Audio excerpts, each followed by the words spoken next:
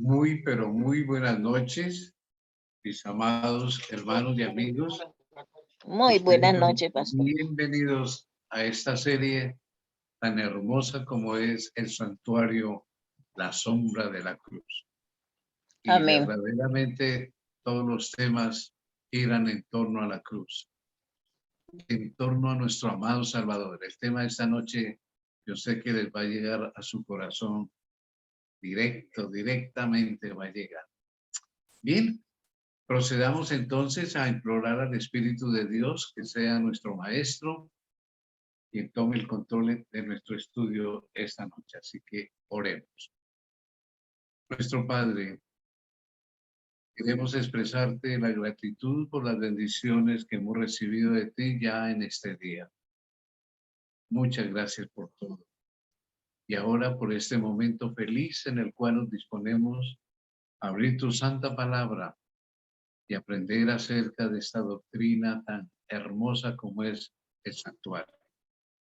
En donde estemos cada uno de nosotros, Espíritu de Dios, toma el control de nuestra mente y graba en nuestros corazones estas lecciones de amor, te lo rogamos.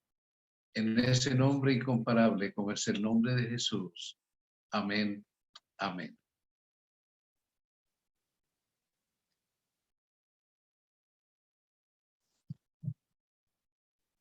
Tal como habíamos anunciado en nuestra última reunión, el tema de hoy es justamente el holocausto. Y cuando hablamos del holocausto, obviamente tenemos que definir qué es el holocausto. Esta palabra holocausto en español viene del griego, que se escribe como algunos alcanzarán a verlo ahí en pantalla, y se pronuncia holocauston, holocausto.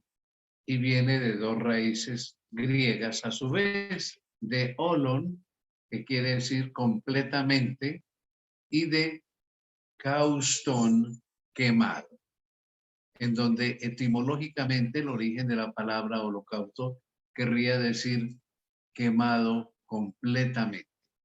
Y se refiere al altar del holocausto, el altar en donde se quemaban las víctimas allá en el santuario.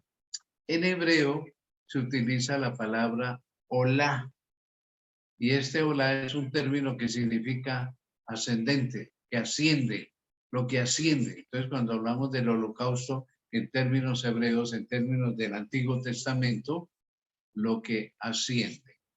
Y en términos de griego, que se utiliza en el Nuevo Testamento, lo que está completamente quemado. Bueno, tiene relación, significa ambas cosas. Lo que completamente se quema, asciende. Y ese es el significado. Entonces, bíblicamente pudiéramos decir que holocausto significa sacrificio de animales cuyo cuerpo es completamente consumido por el fuego como ofrenda a Dios por la deuda del pecado. Entonces, es un sacrificio completamente consumido por el fuego como ofrenda a Dios por la deuda del pecado. Y claro, nada más conveniente que ver cuál es el origen de este proceso que se lleva a cabo en el altar del holocausto. Para ello vamos a recurrir al comentario que nos hace el libro del Espíritu de Profecía, Cristo en su Santuario, en la página 24, y vamos a transcribir los párrafos 1 al 3 de esa página 24, en donde a la letra nos dice lo siguiente: el pecado de nuestros primeros padres, Adán y Eva, trajo sobre el mundo la culpa y la angustia. Y si no se hubiesen manifestado la misericordia y la bondad de Dios, la raza humana se habría sumido en irremediable desesperación. La caída del hombre llenó todo el cielo de tristeza. El mundo que Dios había hecho quedaba mancillado por la maldición del pecado y habitado por seres condenados a la miseria y a la muerte. Parecería no existir escapatoria para aquellos que habían quebrantado la ley. Pero el amor divino había concebido un plan mediante el cual el hombre podría ser redimido.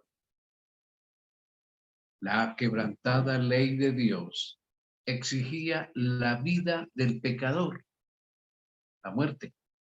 En todo el universo solo existía uno que podía satisfacer sus exigencias en lugar del hombre, puesto que la ley divina es tan sagrada como el mismo Dios. Solo uno igual a Dios podría expiar su transgresión. Y seguimos leyendo. Los ángeles celestiales explicaron más completamente a nuestros primeros padres el plan que había sido concebido para su redención.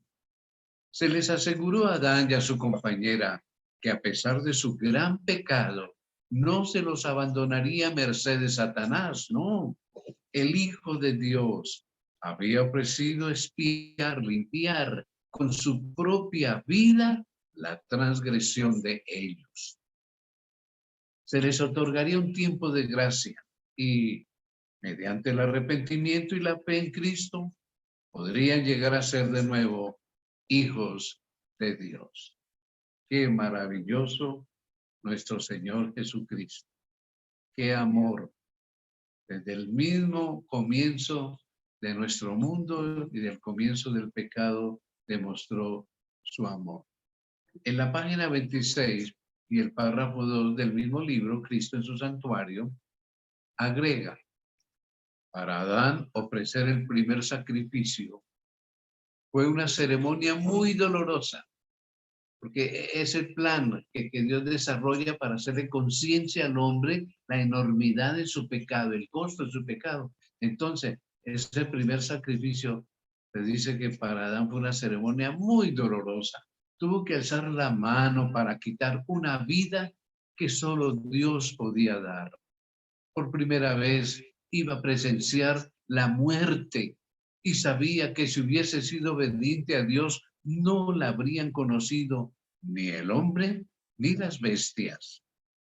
Mientras mataba a la inocente víctima, temblaba al pensar que su pecado haría derramar la sangre del Cordero Inmaculado de Dios, Cristo Jesús. Esta escena le dio un sentido más profundo y vívido de la enormidad de su transgresión, que nada sino la muerte del querido Hijo de Dios podía expiar, limpiar. Y se admiró de la infinita bondad del que daba semejante rescate para salvar a los culpables. Una estrella de esperanza iluminaba el tenebroso y horrible futuro y lo libraba de una completa desesperación.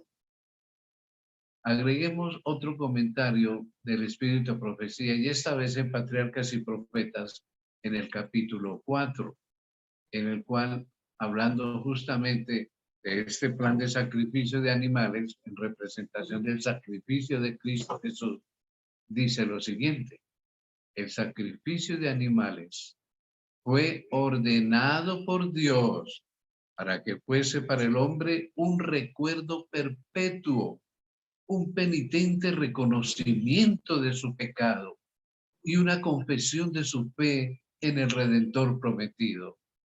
Tenía por objeto manifestar a la raza caída la solemne verdad de que el pecado era lo que causaba la muerte. A través de la historia encontramos que Satanás deformó este plan de Dios. Y llegaron los sacrificios de mujeres vírgenes, de niños, de masacres que Dios nunca ordenó. Y como vamos a ver en el tema de esta noche, el plan de Dios fue bastante específico, detallado, para simbolizar justamente la muerte de Jesús ocasionada por el pecado. El precio, el costo que el mismo Dios iba a pagar por el hombre haber pecado. Vamos a ver 6 clases de animales que Dios determinó como víctimas.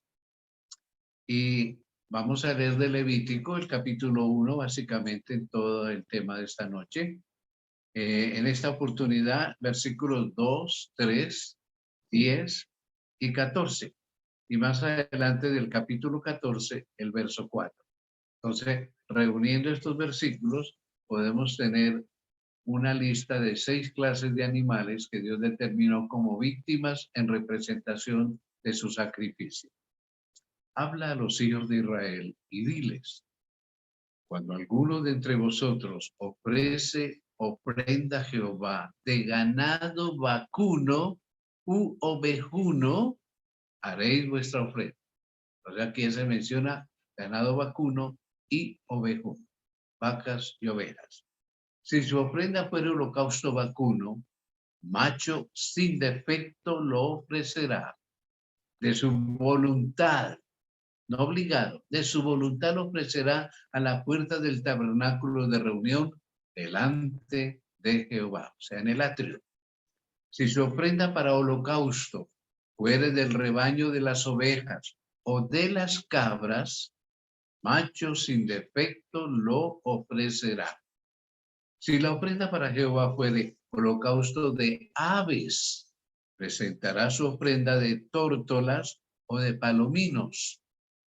El sacerdote mandará luego que se tomen para el que se purifica 2 avecillas vivas, limpias y madera de cedro, grana, o sea, un cordón rojo, e hisopo, una especie de brochita, de brocha. Estas son las 6 clases entonces que Dios elige: ganado vacuno, ovejuno, las cabras, las palomas, las avecillas. Ahí están reunidos todos estos animales que van a significar, a simbolizar a Cristo Jesús. Veamos entonces en detalle esas ofrendas y su significado. ¿Por qué Dios eligió este tipo de animales? Entonces, vemos dentro del ganado vacuno que están los bueyes. Según Deuteronomio 33, 17 y Proverbios 14, 4, se elige este tipo de animales porque representan fuerza y llevador de cargas. No vamos a leer los textos, pero ustedes confíen en mí que he sacado ese significado del buey, la fuerza y que es apto para llevar cargas. Entonces, representa a Jesús como esa fuerza espiritual, física, intelectual, en todo sentido, y llevador de cargas, la carga del pecado. También tenemos entonces las ovejas. Según Isaías 53, 7, representa la mansedumbre de Jesús. El animal noble y manso por excelencia es la ovejita. Los que han cultivado este tipo de animales y han llegado a sacrificarlos como alimento, saben que la oveja se deja matar humildemente, sin hacer oposición, y sus balidos son suaves, de dolor si lo hay, pero no es un animal escandaloso, manso, y representa justamente esa mansedumbre que Jesús demostró a través de su vida y en su sacrificio. Las cabras, sabemos que representa el vigoroso soporte de la culpa.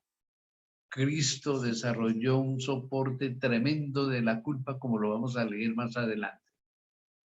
¿Por qué la cabra representa ese vigoroso soporte? Porque Dios las creó de tal manera que sus piernas, sus patas, son muy vigorosas para poderse sostener en esos riscos, en esas montañas, a veces con una inclinación impresionante que cualquier persona caería, pero ellas tienen un vigoroso soporte, como el vigoroso soporte que ejerció Jesús para llevar nuestras culpas, nuestros pecados.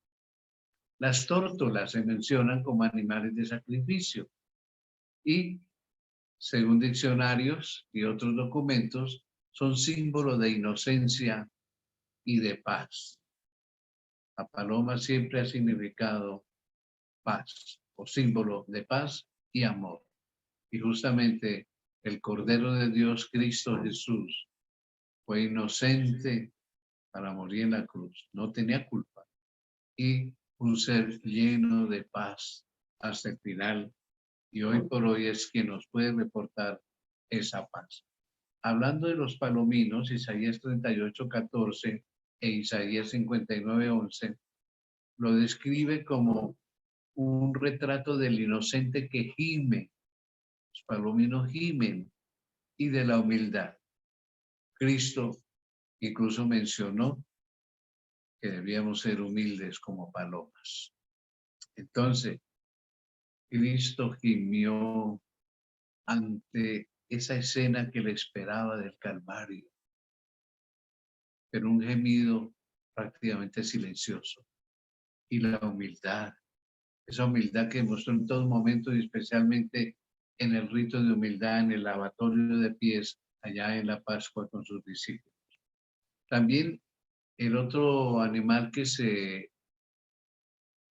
utilizó como representación del sacrificio de Jesús fueron los gorriones, o sea, los pajaritos, y simbolizan la sencillez, el menosprecio y la poca estima que se hizo del Señor. Eso se había vaticinado 6 siglos antes en Isaías 53, versículos 2 y 3, que se lo vería sin atractivo, que sería menospreciado. Así que un pajarito pues no tiene mayor valor. Los tiempos bíblicos valía casi nada. Ahora quiero llamar su atención en lo siguiente. Miren ese orden descendente, llamémoslo así. Comenzamos mencionando los bueyes, después las ovejas, las cabras, las tórtolas, los palominos y los gorriones. ¿Por qué ese orden? Porque es que Dios en su sabiduría, que es intachable, nos da aquí una lección. Yo quiero que piensen un instante en algo pues que aparentemente no es de nuestro tema hoy, pero tiene relación, el diezmo. El diezmo viene de la palabra diez, que es lo que Dios ha previsto para sostener su predicación, su obra, su iglesia, el 10% de las ganancias. Quiere decir que una persona que se gane 5 millones mensuales, su diezmo serán 500. Pero una persona que ganará solo 1 millón, sus diezmos serán 100. Pero la ancianita que no trabaja, que vive lo que sus hijitos le regalan, este mes le regalaron 100,000 pesitos, sus diezmos serán 10 pesitos, 10,000 pesitos. Qué justicia la de Dios, ¿no? Todo muy proporcional. Entonces, aquí, con estas víctimas que van a representar a Cristo y su sacrificio, porque van a ser sacrificados, viene también esa condescendencia de Dios y consideración con los seres humanos y su estrato social, social, económico. Los bueyes eran las ofrendas de las personas muy ricas, muy adineradas, que podían ofrecer un buey, una vaca, etcétera. Las ovejas y las cabras pues eran más o menos la clase media que podía ofrecer una cabra o una oveja de 1 año. Las tórtolas para personas ya pobres. Igualmente los palominos, las palomas. Y los gorriones, los pajaritos, para personas muy pobres. Claro, no podían ofrecer una vaca, un buey, como sacrificio, ni una oveja. Entonces, Dios permitió que ofrecieran pajaritos, que valían casi nada, pero el símbolo sí era el mismo que el de un buey. Así es Dios en su misericordia y en su bondad con los seres humanos. Entonces, tenemos nosotros que hay sabiduría en este plan. En el siguiente cuadro, siendo que a veces pues nuestro tiempo es un poco limitado, no sé por qué no aparece un cuadrito que incluye donde están todos los animales. Se ven que están los gorriones, está las cabritas, las ovejas, la vaca alazana, que era más o menos una vaca de color, están las palomas, terneros, el macho cabrío, está el carnero, que es el macho de las ovejas, están los bueyes, están los toros, todo un cuadro de los que iban a representar a Cristo Jesús en la cruz del Calvario. Esto era lo que Dios quería enseñarle al hombre. Y como vamos a ver ahorita, el precio, el costo del pecado. Ustedes ni se imaginan lo que vamos a ver a continuación. Una pregunta que debe ser contestada. ¿Qué condiciones debía cumplir toda víctima? Fuera pajarito, fuera buey, cordero, etc. Dice Levítico capítulo 1, versículos 3 y 10. Si su ofrenda fuere holocausto vacuno, macho sin defecto, perfecto, como Cristo fue perfecto, sin defecto lo ofrecerá. Si su ofrenda para holocausto fuere del rebaño, de las ovejas o de las cabras, macho sin defecto lo ofrecerá. Ya habíamos estudiado en un tema anterior sobre los sacerdotes, que los sacerdotes debían ser físicamente perfectos. No podían tener ningún defecto físico. Ahora bien, Cristo en su santuario, ese libro del Espíritu Profecía, en su página 37 y el párrafo 2, nos dice lo siguiente. Cada mañana y cada tarde se ofrecía en holocausto sobre el altar un cordero de un año, con las oblaciones apropiadas para simbolizar la consagración diaria a Dios de toda la nación y su constante dependencia de la sangre expiatoria de Cristo. Dios les indicó expresamente que toda ofrenda presentada para el servicio del santuario debía ser sin defecto. Eso está en Éxodo 12:5. Los sacerdotes debían examinar todos los animales que se traían como sacrificio y rechazar los defectuosos. Claro, o sea, era un símbolo de Cristo, entonces no podía tener defectos, tenía que ser perfectos físicamente.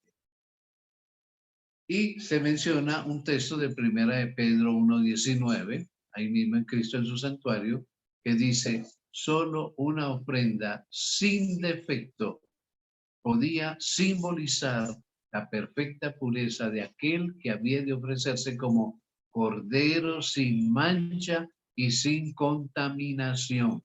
Cordero sin mancha, Jesús, y sin contaminación. Entonces, por eso esos animales tenían que ser representación de Cristo Jesús, sin mancha y sin contaminación. Pregunta para ser contestada. ¿Qué lección tendría para nosotros hoy esas recomendaciones pasadas? Porque ya no se hacen. Entonces, ¿qué lección tendría para nosotros? Nos contesta el Espíritu de Profecía en Cristo en su santuario, página 37 y el párrafo 3, al decir que el apóstol Pablo señala estos sacrificios como una ilustración de lo que los seguidores de Cristo han de llegar a ser. Dice, así que, hermanos, os ruego por la misericordia de Dios que presentéis vuestros cuerpos en sacrificio, holocausto, vivo, santo, agradable a Dios, que es vuestro culto racional, inteligente. Romanos 12:1. Hemos de entregarnos al servicio de Dios y debiéramos tratar de hacer esta ofrenda tan perfecta como sea posible. Dios no quedará satisfecho, sino con lo mejor que podamos ofrecer. tenemos que darnos en sacrificio, en ofrenda al Señor, perfectamente como sea posible. Esa es la lección para nosotros hoy. Y termina diciendo este párrafo de Cristo en su santuario, página 37.3, diciendo, los que lo aman de todo corazón desearán darle el mejor servicio de su vida. Nótese, el mejor servicio de su vida. Y constantemente tratarán de poner todas las facultades de su ser en perfecta armonía con las leyes que nos habilitan para hacer la voluntad de Dios. Entonces, esa es la lección. Si eran animales perfectos, porque Cristo es perfecto, hoy nuestro sacrificio, nuestro holocausto, nuestra ofrenda para Dios es todo nuestro ser, pero en óptimas condiciones y con todas las facultades y de todo corazón, con todas nuestras fuerzas. Esa es la gran lección que nosotros aprendemos de esta práctica en la antigüedad que representaba el plan de salvación. Ahora bien, ya sabemos que el pecador, cuando cometía un pecado, para obtener el perdón tenía que recurrir a este plan que Dios ideó.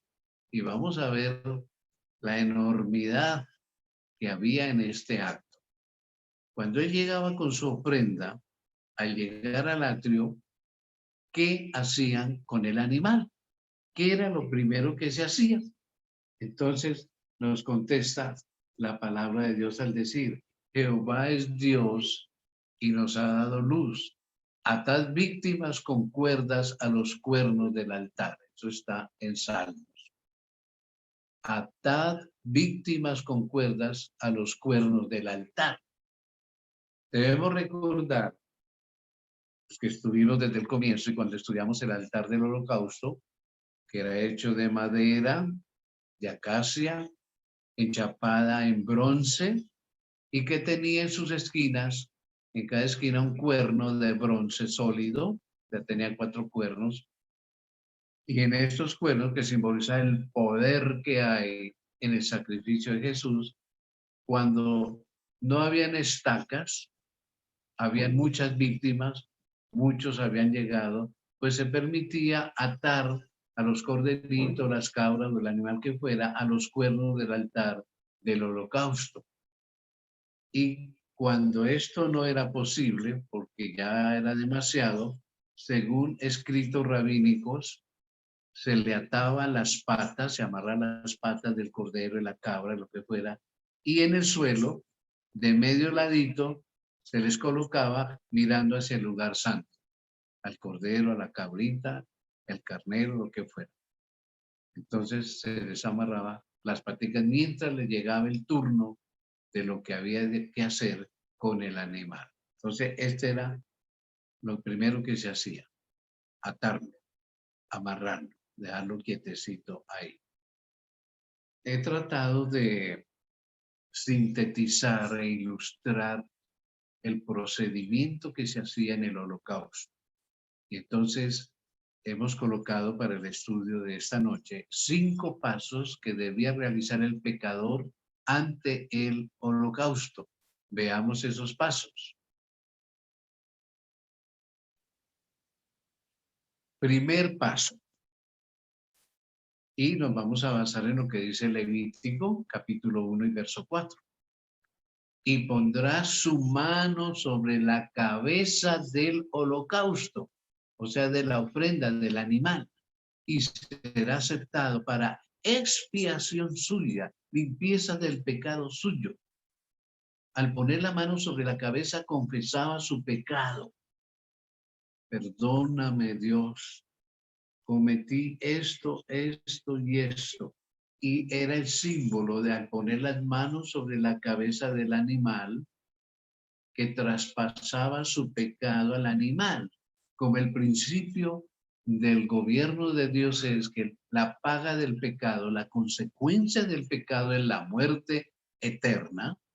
Al confesar el pecado sobre la cabeza del animal, el animal se hacía responsable de ese pecado y ahora va a morir, porque la paga del pecado es muerte. Va a morir el animal en reemplazo del pecador, simbolizando que algún día el Salvador moriría por culpa de nuestros pecados. Entonces, ese era el primer paso, poner las manos sobre la víctima y confesar el pecado.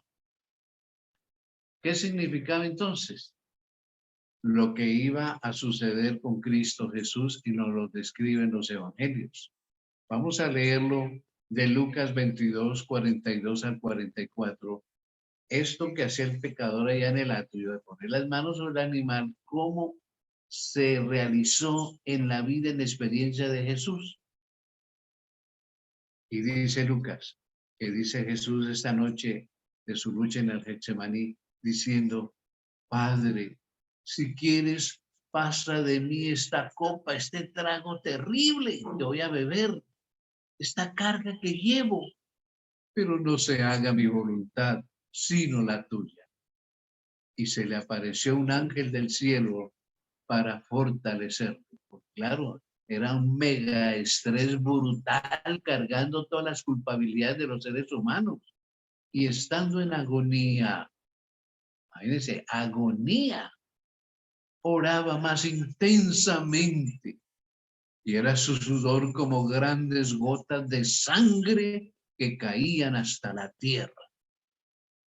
Deshidratado totalmente de la angustia y se abrieron sus poros. La culpabilidad de los pecados de la humanidad, los tuyos y los míos. Entonces, se traspasó el pecado al animal. Cuando yo me arrepiento y confieso mis pecados, se los he traspasado a Jesús. Jesús lleva mis pecados.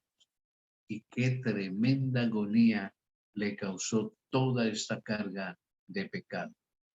Dicen algunos documentos de rabinos, yo he leído por ahí algunas partes del Talmud bonaerense, o sea, de Buenos Aires, que algún rabino escribió en Buenos Aires.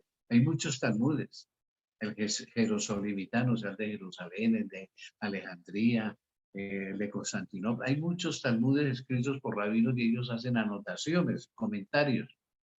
Y dice entonces uno de esos rabinos que cuando la persona ya ponía las manos sobre el animal, confesaba su pecado, había una frase que repetían siempre de memoria, pero con su significado, y era la siguiente.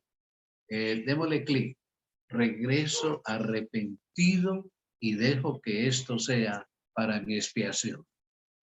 Regreso arrepentido. No lo vuelvo a hacer. Y dejo que esto sea para mi expiación, mi perdón, mi limpieza del pecado.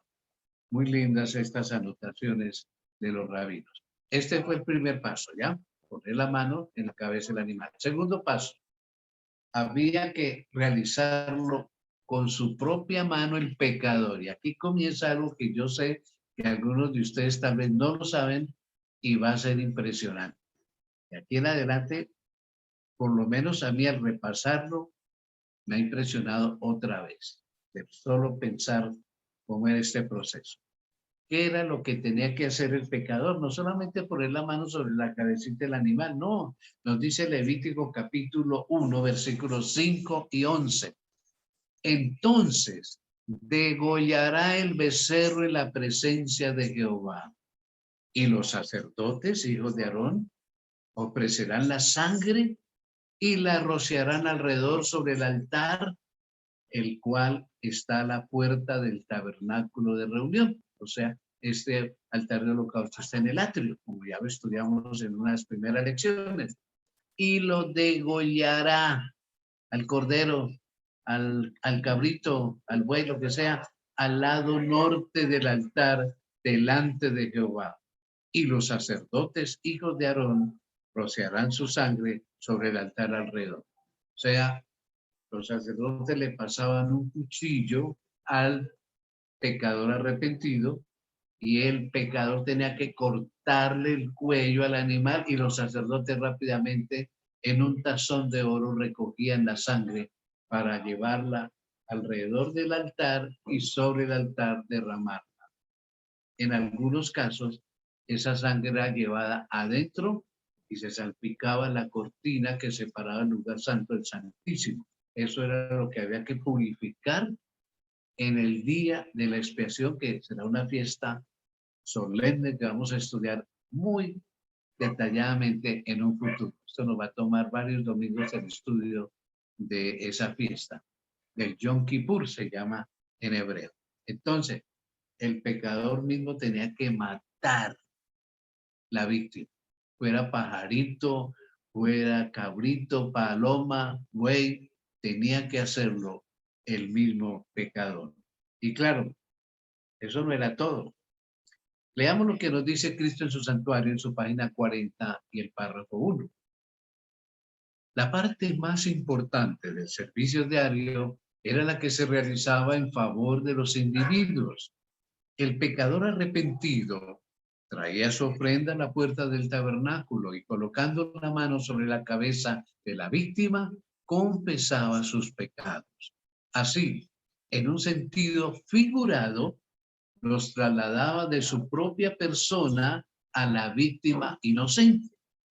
Con su propia mano mataba entonces el animal y el sacerdote llevaba la sangre al lugar santo y la rociaba ante el velo, la cortina, detrás del cual estaba el arca que contenía la ley que el pecador había violado.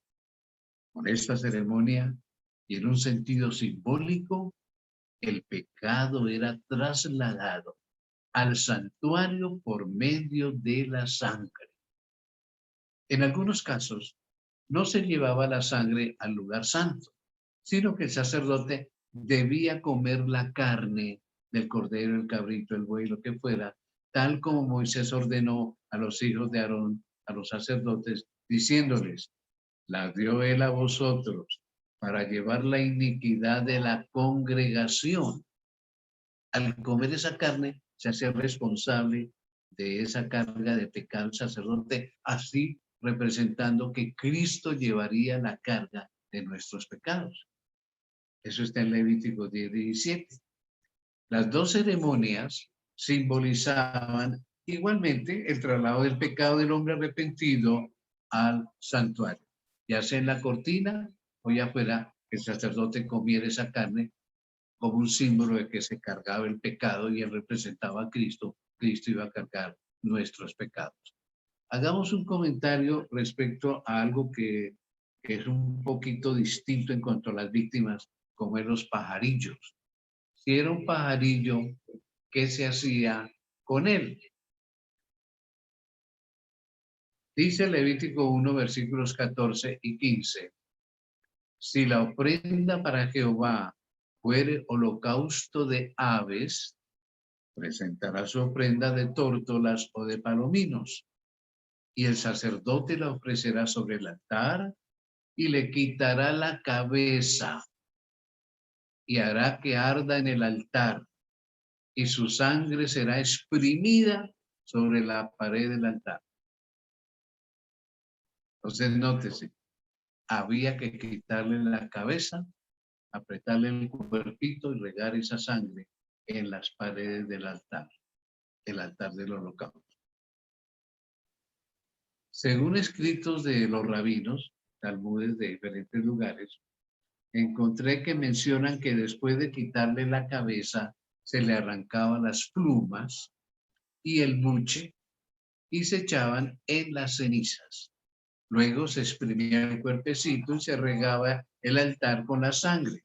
Se tomaba el cuchillo y se abría el cuerpecito para salar el corazón y dejarlo sobre el altar, quemándose, obviamente. Entonces, no se lo quemaba con plumas, no, se le arrancaban las plumas. Tremendo, ¿no? Y claro, al cortarle la cabecita ya moría el ave y se exprimía su sangre, símbolo de la sangre que Jesús iba a derramar. Y como dice la Escritura, la vida en la sangre está.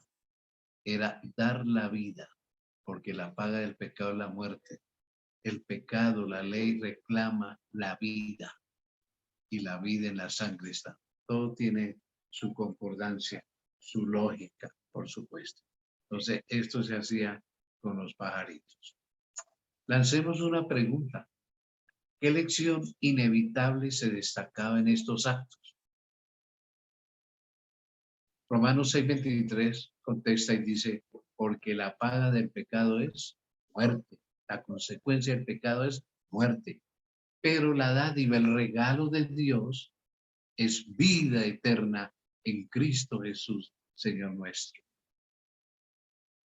El pecado me ocasiona muerte y es muerte eterna, pero Dios tiene un regalo listo para mí y es lo contrario, vida eterna. Si yo me arrepiento, si yo confieso mis pecados, si acepto que Jesús ocupó mi lugar en la cruz del Calvario, Dios me tiene el regalo de la vida eterna. Qué lindo es Dios. Qué amor es de Dios por nosotros, que no merecemos tanto regalo.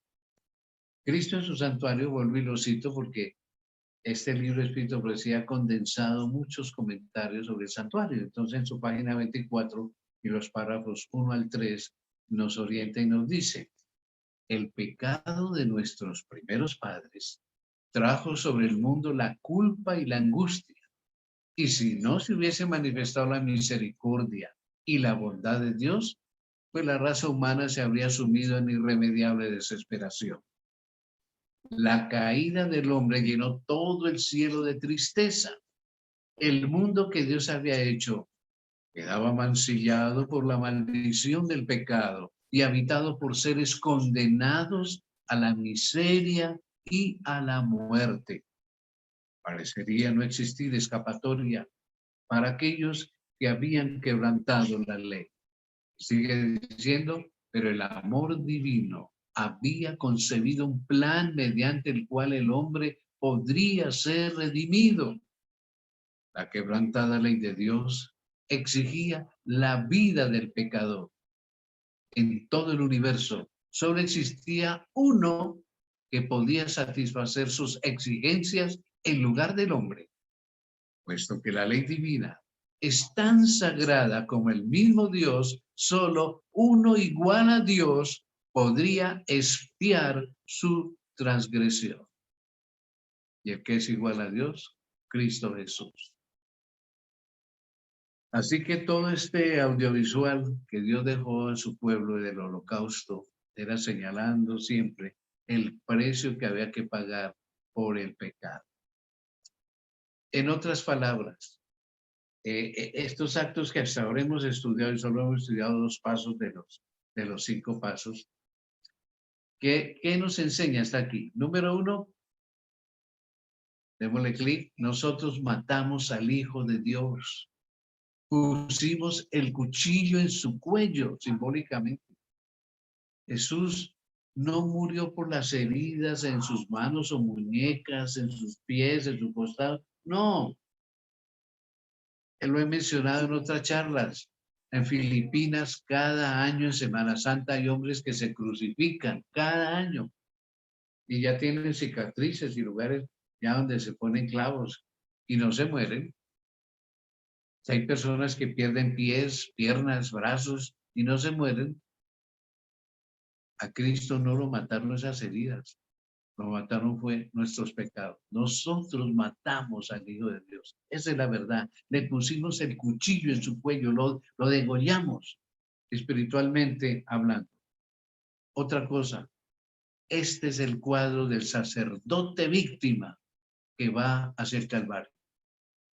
Sacerdote, acuérdense que el sacerdote cargaba también los pecados y a la vez iba a ser víctima en la persona de Jesús.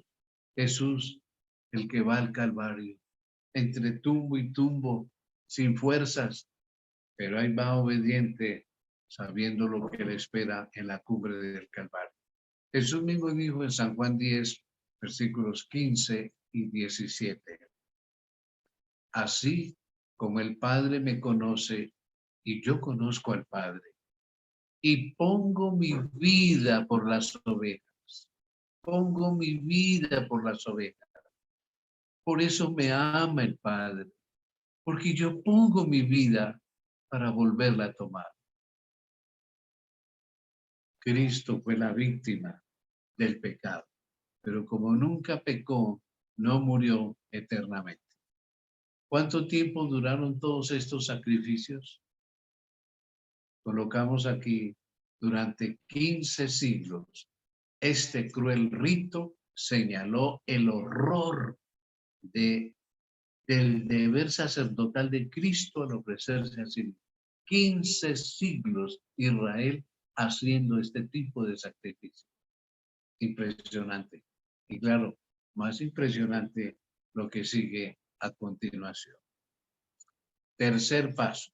Ya vimos, pone las manos sobre la víctima, le corta el cuello. Tercer paso, lo desollará el holocausto, o sea, la ofrenda, y lo dividirá en sus piezas. ¿Cómo así? Eso dice Levítico 1:6. Desollará el holocausto, o sea, la ofrenda, el animal. Le debe quitar la piel. El sacerdote le pasaba una especie de bisturí con el cual el pecador tenía que irle quitando la piel al animal. Yo me he puesto a pensar, ¿cómo sería eso? Degollar y empezar a quitar la piel, eso toma tiempo. ¿Qué pensaría un pecador mientras tanto? Y después tener que cortar por las articulaciones, no podía quebrarle ningún hueso, tenía que partirlo en pedazos por articulaciones. ¿Le quedarían ganas de volver a pecar? ¿Ustedes qué piensan?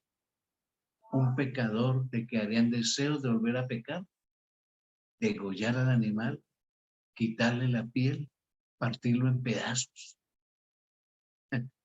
Yo me he puesto a pensar mucho de esto y si yo hubiera estado en ese tiempo, yo creo que a mí no me quedarían ganas de volver a pecar. Esa era la lección, el precio del pecado, lo que iba a matar a mi Señor. Y si hoy pensáramos cada vez que tenemos una tentación, cada vez que estamos al borde de pecar, mi pecado mató al Señor, le causó sufrimiento, yo creo que nos refrenaríamos de hacerlo. A las personas en el tiempo bíblico, yo creo no les quedaban deseos de volver a pecar. Era muy costoso. Seguimos mencionando fuentes rabínicas que señalan que había, como hay hoy en las carnicerías, se colgaba a las víctimas de ganchos colocados en marcos provistos en el atrio para que la persona pudiera tener la facilidad de desollar, de quitarle la piel a la víctima, al animal. Quien lo ofrecía, lo degollaba y entregaba entonces la piel al sacerdote. Ese era el salario, lo que pagaba el pecador al sacerdote, la piel. Y lógicamente el sacerdote estaba en plena libertad de negociar con las pieles que le quedaban porque era su salario, ¿ya? Él no trabaja en ninguna otra cosa, sino en el santuario. Démosle clic. El cordero asesinado entonces, volviendo al Edén, démosle clic. El cordero asesinado allá en el Edén, el que Adán tuvo que matarlo primera vez, proveyó el manto, el ropaje, el vestido para esconder la desnudez de Adán y Eva, la desnudez del pecado. Así que con esa piel Dios les hizo vestido, delantales. Qué simbolismo tan grande, ¿no? Tremendo. Y esto es símbolo de lo que va a suceder al final, que nos dice Apocalipsis 19, versículos 7 y 8. Es el lino fino que brilla con la justicia de Cristo para formar la tela con la cual prepara el vestido de bodas para su novia arrepentida. Dice que la va a vestir de lino fino, que simboliza las oraciones de los santos. Esto dice Apocalipsis 19, 7 y 8. Dios prepara una vestimenta de lino fino, pureza, justicia, que es el carácter de Cristo Jesús. Entonces, con el primer cordero se le hizo vestidos a nuestros primeros padres. Y Dios alista un vestido para todos nosotros, de un lino eterno, vestiduras blancas, con coronas, con palmas de oro, con arpas. Todos vamos a ser hasta músicos. Qué bello es Dios. Bien, entonces el tercer paso es desollar la víctima y, como vamos a ver, partirla en pedazos, que es el cuarto paso. Hemos colocado aquí más o menos las partes que tiene un cordero, que no tendríamos un cuadro donde se muestre partido en todas sus articulaciones. Y dice Levítico 1:12, lo dividirá en sus piezas, o sea, en sus articulaciones, con su cabeza y la grosura de los intestinos. Y el sacerdote las acomodará sobre la leña que está sobre el fuego que habrá encima del altar. O sea, el pecador cortaba por las articulaciones al animal y el sacerdote, como un rompecabezas, lo armaba allá sobre el altar. Ponía la cabeza, iba poniendo todas las piecitas, como armándolo otra vez ya, pero sin pie. Y lógico, había que hacer también otra cosa, que es el quinto paso. Lo leemos de Efesios 5:26 y también de Levítico capítulo 1 y vamos a hacer el comentario de Juan 7:38 y 39 en su significado y dice, y lavará con agua los intestinos y las piernas del animal y el sacerdote hará arder todo sobre el altar. Holocausto, ofrenda es, ofrenda encendida de olor grato para Jehová, esa carne asada, ese olor símbolo de que le agradaba al Señor el arrepentimiento de ese pecado. Entonces, no solo lo partía, también había que lavarle sus piezas con agua. ¿Símbolo de qué? Símbolo de purificación, de pureza. Los pensamientos y la conducta externa limpiados por la palabra de Dios, que es una obra del Espíritu Santo. Eso significaba lavar esas piezas de la víctima. Pensamientos y conducta del pecador limpiados por la palabra de Dios. Y esto lo hace el Espíritu Santo. Como dice entonces Efesios 5:26. Para santificarla, hablando de la iglesia, habiéndola purificado en el lavamiento del agua por la palabra. La palabra de Dios nos limpia, nos purifica, nos lava. Y ese es un trabajo que hace el Espíritu Santo en conformidad con nosotros al estudiar la palabra de Dios. ¿Qué tan importante es lavar la palabra de Dios? Estudiarla, porque ella nos va a lavar del pecado. Jesús está en la fiesta de los tabernáculos que vamos a estudiar. Será un tema bien adelante cuando hablemos de las fiestas judías. Jesús está en la fiesta de los tabernáculos en el último día de la ceremonia del agua, cuando estaba vertiendo el sacerdote un cántaro de agua allá en el atrio, en una especie de embudo, lentamente vertía el agua y mientras todo el mundo estaba viendo esa agua pasar y sentían como sed y pasaban saliva. Jesús rompió el silencio y gritó, si alguno tiene sed, venga a mí y beba. El que cree en mí, como dice la escritura, de su interior correrán ríos de agua viva. Y Juan, cuando cita esto, en el capítulo 7, aclara y dice, esto dijo del Espíritu Santo que habían de recibir los que creyesen en él, pues aún no había venido el Espíritu Santo, porque Jesús no había sido aún glorificado. Entonces, nótese, dice Jesús que al creer en él van a brotar ríos, fuentes de agua viva, eterna, espiritual. Esto dijo del Espíritu Santo, la obra que él iba a hacer en nosotros. Entonces, todo esto de lavar la víctima significa justamente limpieza, pureza de pensamientos, de conducta, una obra que hace la palabra de Dios y lógicamente la obra del Espíritu Santo.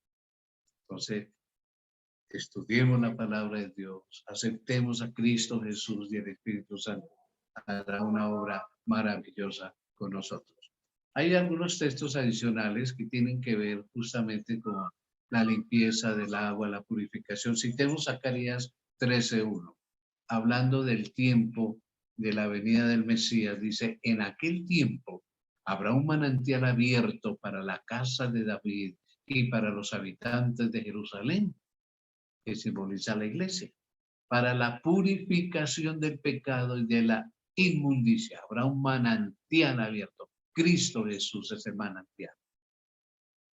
Entonces, los judíos, por cuanto era la preparación de la Pascua, dice Juan 19, 31 a 37, y ya hablando pues de la crucifixión de Jesús, respecto a lo que acabamos de estudiar, ya lo voy a explicar. Dice Juan, entonces los judíos, por cuanto era la preparación de la Pascua, a fin de que los cuerpos de los crucificados no quedasen en la cruz en el día de reposo, sábado, pues aquel día de reposo era de gran solemnidad, rogaron a Pilato que se les quebrasen las piernas y fuesen quitados de allí. A los que crucificaban, cuando llegaba cierto momento, como era un viernes, y no se habían muerto, los cogían a martillo, les quebraban las piernas y los mataban a martillazos. ¿Cómo les parece? Vinieron pues los soldados y quebraron las piernas al primero, el ladrón, y asimismo al otro que había sido crucificado con él. Mas cuando llegaron a Jesús, como le vieron ya muerto, no le quebraron las piernas, pero uno de los soldados le abrió el costado con una lanza y al instante salió sangre y agua. Ya la palabra de Dios había profetizado que a Jesús no se le quebrantaría ningún hueso.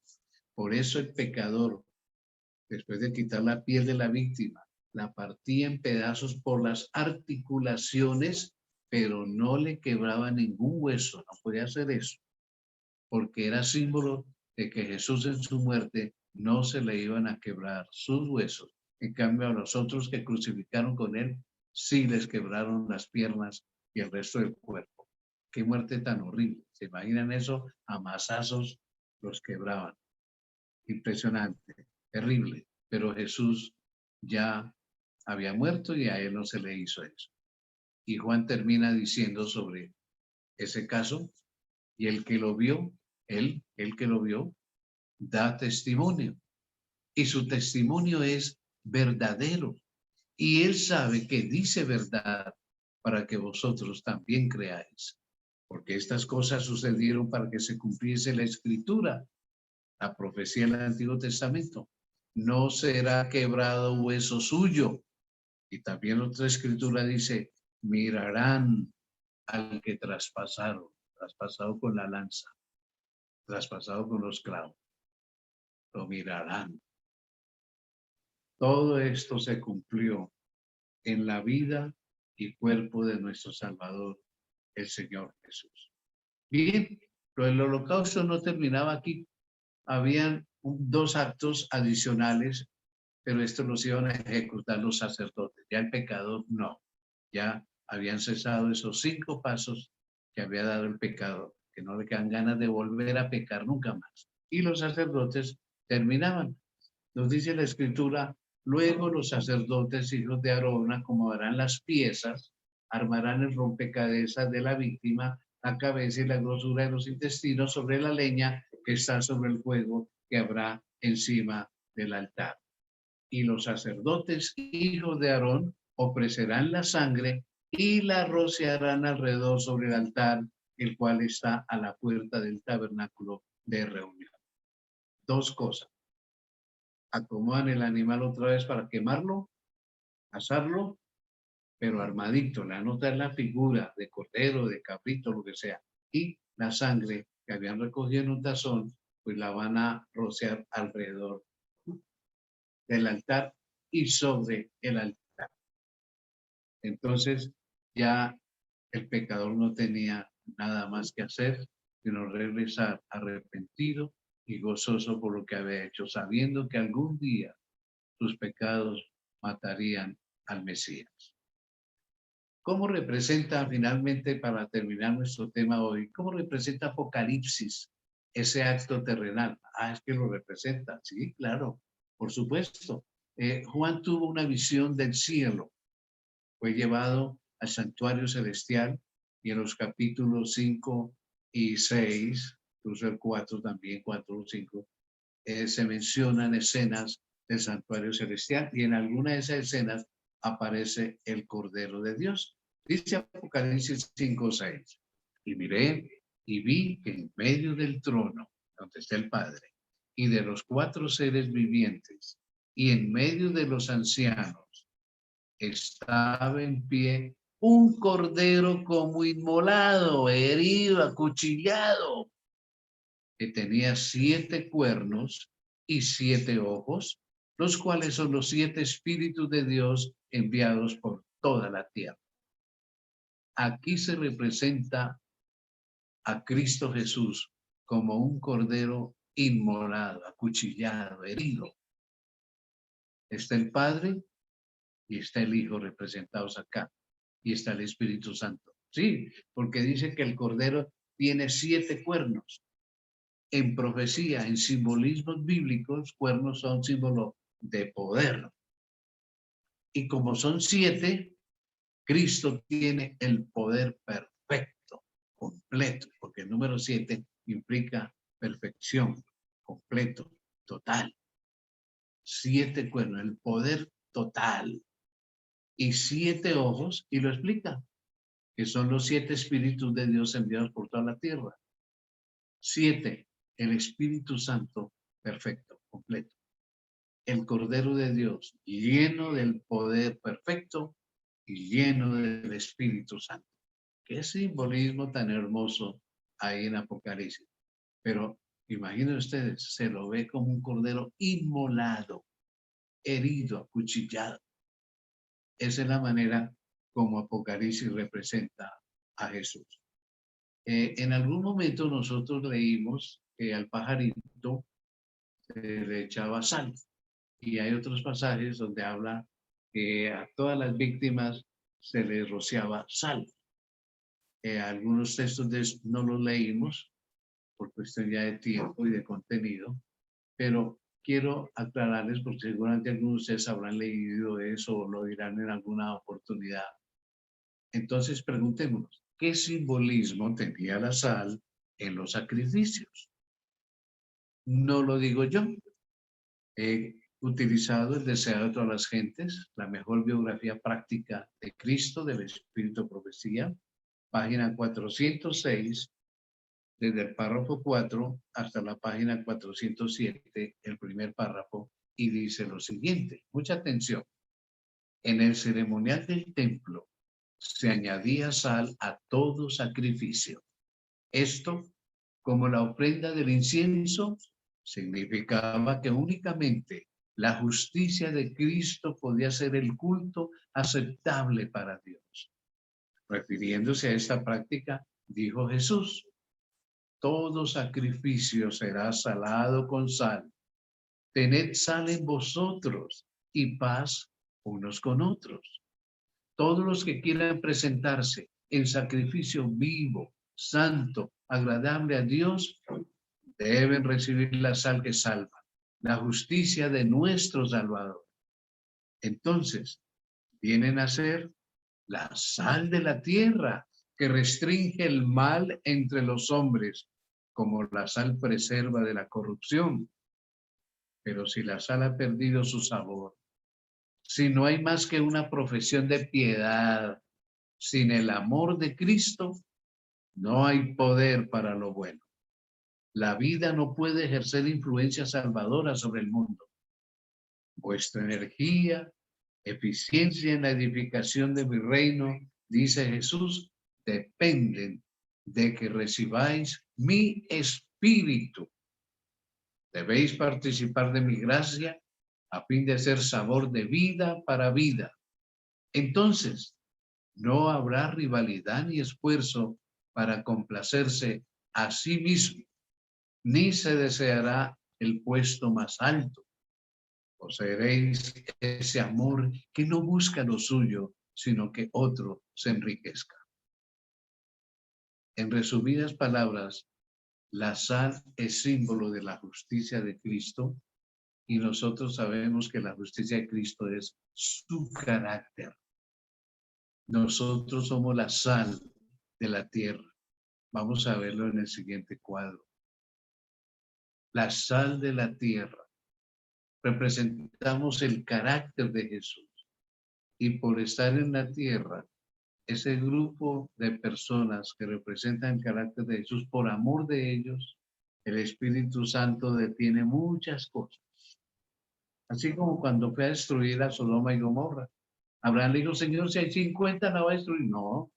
Bueno, de pronto si hay 40, no. ¿Y si hay 30? No. ¿Y si hay 25? No. ¿Y si hay 20? No, no la destruyo. ¿Y si hay 10? Tampoco, pero no había ni 10. Por amor de los que tienen el carácter de Jesús en sus vidas, Dios detiene muchas cosas en este mundo a pesar de todo lo malo que vemos, a pesar de la corrupción, de delitos, de derramamiento de sangre, de pandemias, de lo que sea, incendios. Por amor de sus hijos fieles que representan el carácter de Jesús, entonces Dios detiene muchas cosas para este mundo. Así que el desafío y el simbolismo de esta sal es que nosotros debemos ser sal del mundo. Y para terminar esta noche, respondamos una pregunta. ¿En qué momento cesaron los sacrificios y ofrendas por el pecado? Y contesta el deseado de todas las gentes en su página 704, párrafo 5, hasta la página 705, párrafo 1, y dice, hablando del momento de la crucifixión, porque ese es el momento en que cesan los sacrificios y ofrendas por el pecado. Escuchemos la explicación. Cuando los labios de Cristo exhalaron el fuerte clamor, consumado es, los sacerdotes estaban oficiando en el templo. Era la hora del sacrificio vespertino. Habían traído para matarlo el cordero que representaba a Cristo. Ataviado con vestiduras significativas y hermosas, el sacerdote estaba con cuchillo levantado, como Abraham a punto de matar a su hijo.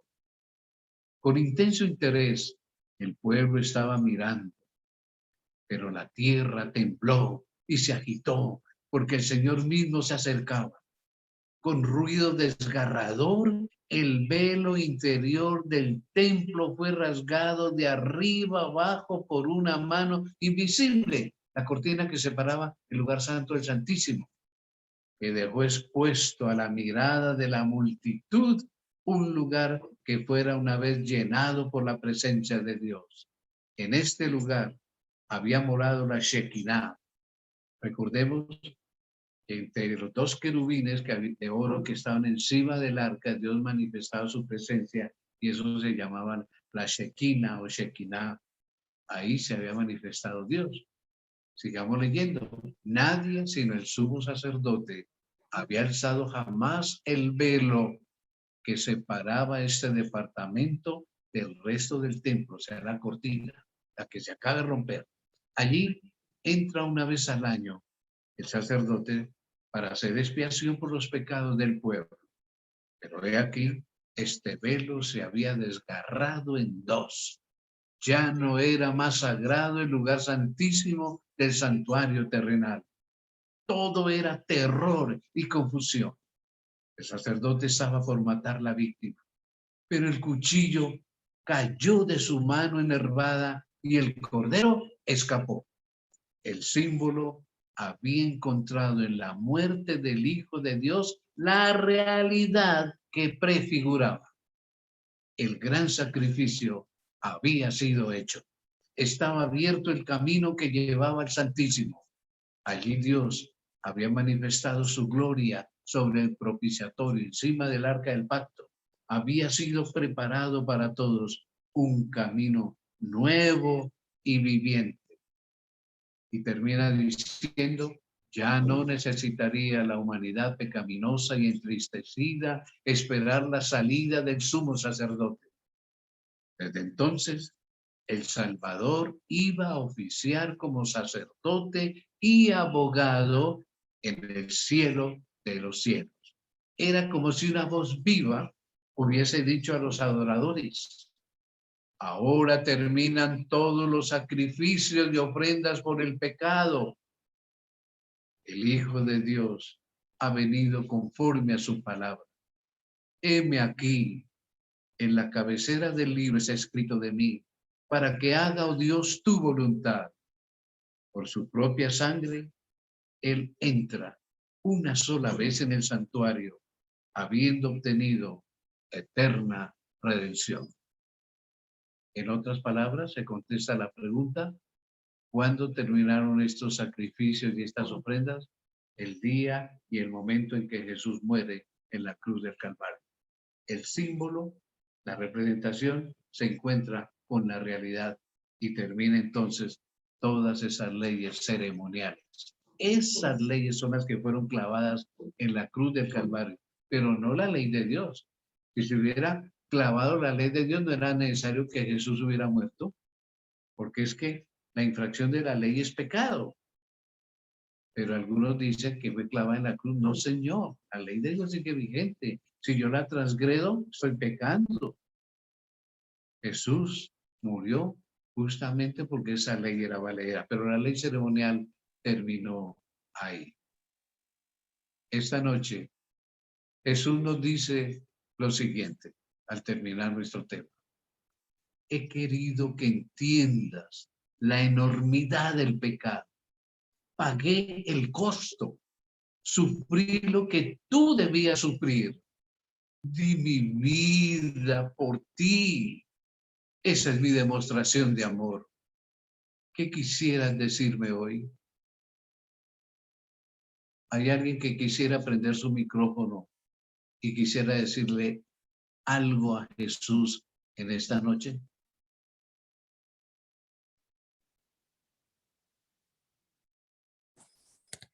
Le diría a Jesús que gracias por ese sacrificio inmerecido que hizo por nosotros.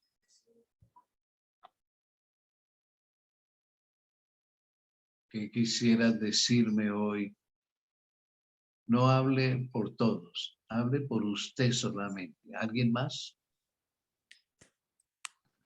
Yo le daría gracias por todas las bendiciones recibidas. ¿Alguien más?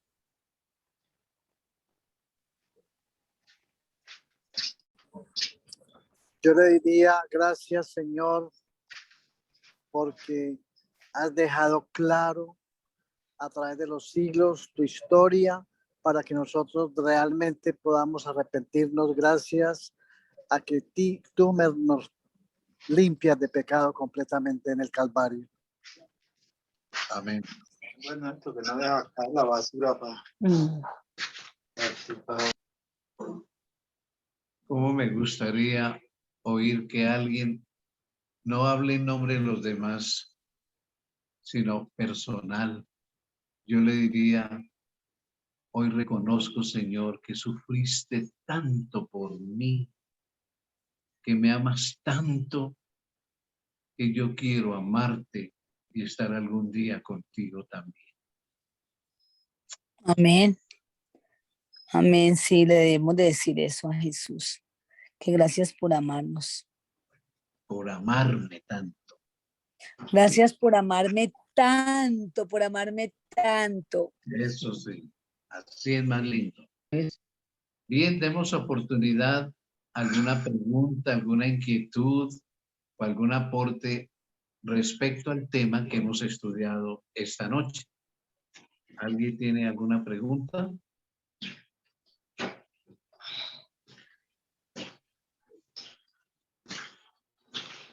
Bueno, parece que nos ha quedado claro el tema. Espero, mis hermanos y amigos, cada vez que tengamos una tentación y estemos al borde de pecar, nos acordemos Pecar es terrible. Causó el sufrimiento y la muerte de mi Señor, de mi Salvador. Vamos a orar entonces para terminar nuestro tema de esta noche. Amén. Padre nuestro Dios, qué maravilloso eres. La verdad somos indignos de tanto amor. Jesús, cada vez eres más precioso y más hermoso para nosotros. Tu amor no tiene límite.